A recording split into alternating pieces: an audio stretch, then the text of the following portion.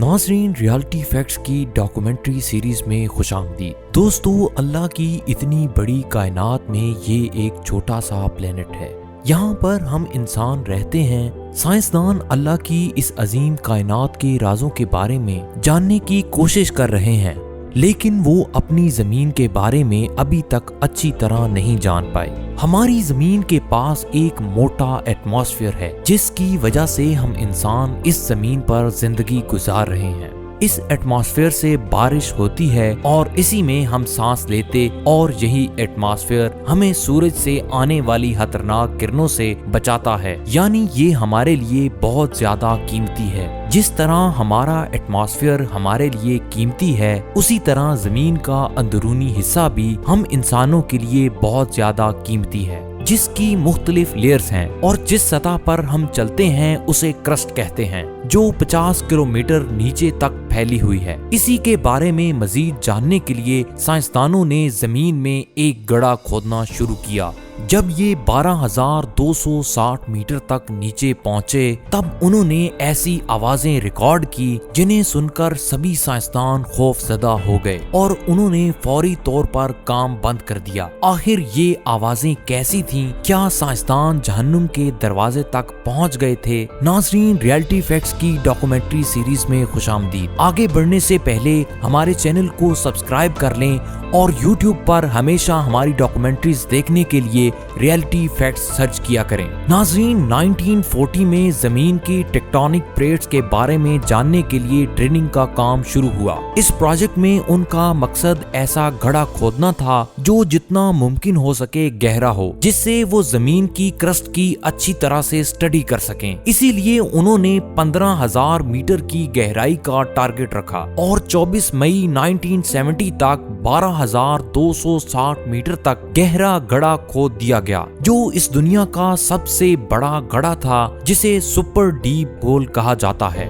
उसके बाद 6 जून 1979 में उस गड्ढे में ऐसा मसला हुआ जिससे वो गड्ढा टूट गया, लेकिन उसके बाद 1983 में उसे दोबारा से खोदा गया, लेकिन एक बार फिर किसी वजह से उसका काम रोक दिया गया। लेकिन 2005 में एक बार फिर इसे मजीद खोदा गया, लेकिन फिर किसी वजह से इसे हमेशा के लिए बंद कर दिया गया। नाज़रीन, पूरी दुनिया में उस वक्त हर कोई इसके बारे में बात करने लगा जब इसके प्रोजेक्ट इंचार्ज डॉक्टर A.S. कोब ने बयान दिया कि ड्रिलिंग के दौरान जब हमारी जमीन 12,000 फीट की गहराई तक पहुंची तो हमने बहुत ही अजीब आवाजें सुनी। ऐसा लगता था कि बहुत सारे लोग डर से चिल्ला रहे हों। वो आवाजें आप भी सुन सकते हैं।